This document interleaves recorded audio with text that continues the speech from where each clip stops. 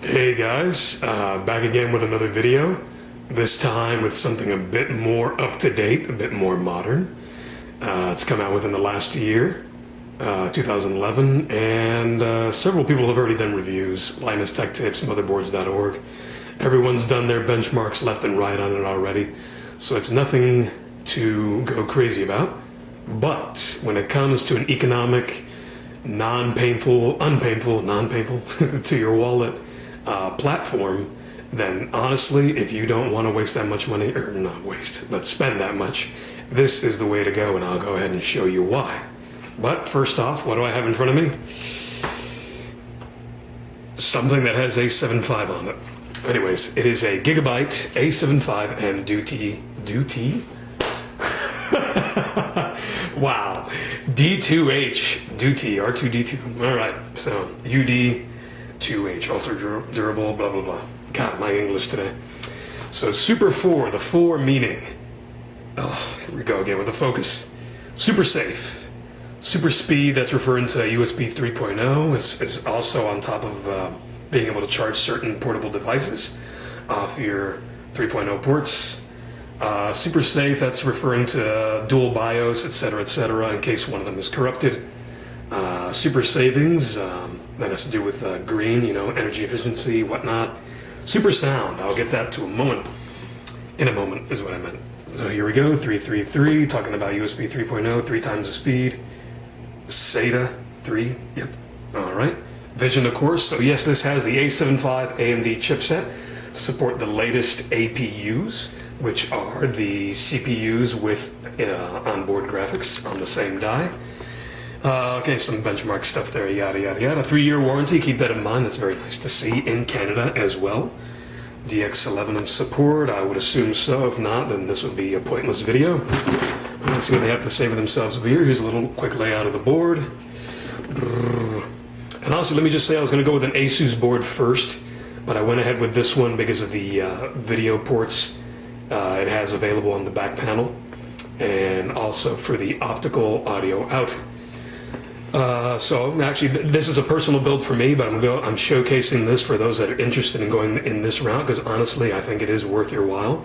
I'm not an AMD fanboy, though I do prefer AMD, but I'll get to that in a moment. So let's see, super safe.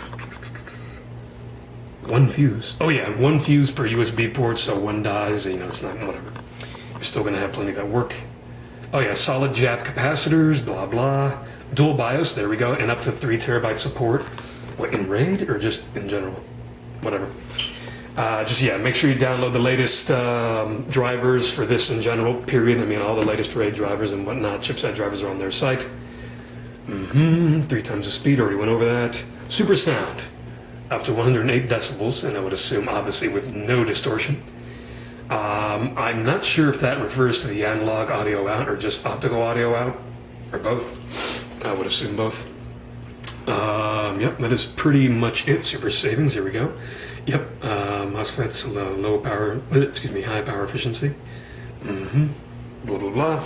And again, it's great. I mean, this is a micro ATX board, runs around from $80 to $100. I got this one for about $90. But not a, spazzed out kind of fancy smanchy board.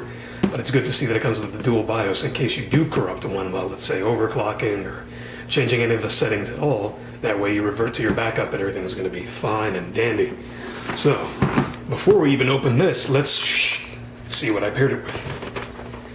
Obviously, an APU. This one, in this case, it is the A8, and several unboxers and reviewers have done reviews on the 3850, which about a year ago when these first came out, I thought of getting, but instead, I went with the 3870K. Why? A little bit higher clock speed at 3.0 gigahertz, 4 megs of L2 cache, and the K, for those that don't already know, means it's unlocked.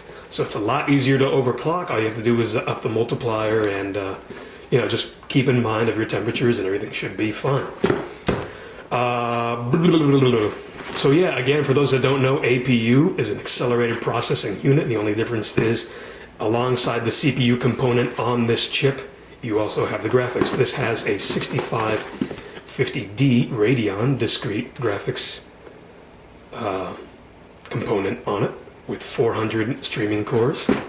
So all of this is already out. Honestly, I would show you the CPU, but why? Because they all look the same no matter what model it is. So if you haven't already seen what a CPU looks like, go look up another video or go look at one of my other ones because they all pretty much look the same.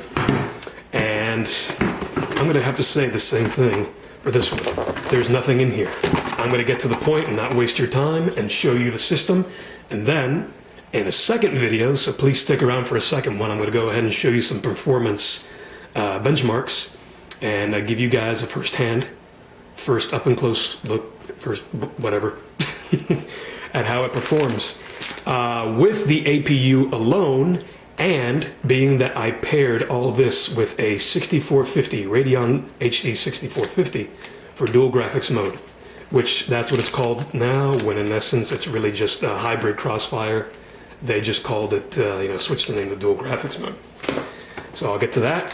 What comes in the box with the motherboard, 2 SATA cables, and very nice. They're flat, they're not, actually wait, all SATA cables are flat. What am I talking about? Driver CD. Make sure to get the latest from AMD and Gigabyte's website. Multilingual, nice installation guide. Here's a user manual. And if you ever have any, make sure to read your board if you ever get any of these A55s or A75 boards, because I had to troubleshoot a little bit to get my dual graphics mode to work properly. So make sure you read this manual. See if there's any particular steps you have to go through, like going into your BIOS before you go to the AMD Catalyst Control Center to set up dual graphics. It can be a pain if you don't know what you're doing. So, and that applies to everything in life. So, nothing in here like I said, and let's go get to the meat and potatoes. Oh, and just randomly, I paired it with some Crucial Ballistics memory. I'm actually probably going to switch to Kingston HyperX because of the blue, gray, and white theme to the board. These are kind of black, but the heat spreaders don't go entirely over the module, so that's a little bit annoying. Be right back. Alrighty, so here we have the layout of the board. As you can see, I already have the APU installed, stock fan, little exhaust, or actually I think I'm using that one as an intake. And there's my 6450 Radeon H, I said it backwards, but you know what I mean. And yes, I do have them working in dual graphics mode. However, in my next video, I'll show how certain games don't make use of it, or rather it's a bit of a driver issue. So I'll explain why, but it's certainly worth the while, because even for the 6450 being the lowest discrete card that you can use in unison with the APU, you still get a boost. The highest one that the highest discrete card that you can go with alongside the APU is the 6670. Anything higher than that, the graphics on the APU automatically shuts off, and it works solely on the card. So just keep that in mind before you decide to go with this kind of a platform. All right, so the board, we go 2 slots for DDR3 up to 1866. There's a cell bridge, blah blah. Okay, I lost my train of thought. Oh, does come. This is a micro ATX board, but it does come with 2 PCI 16X.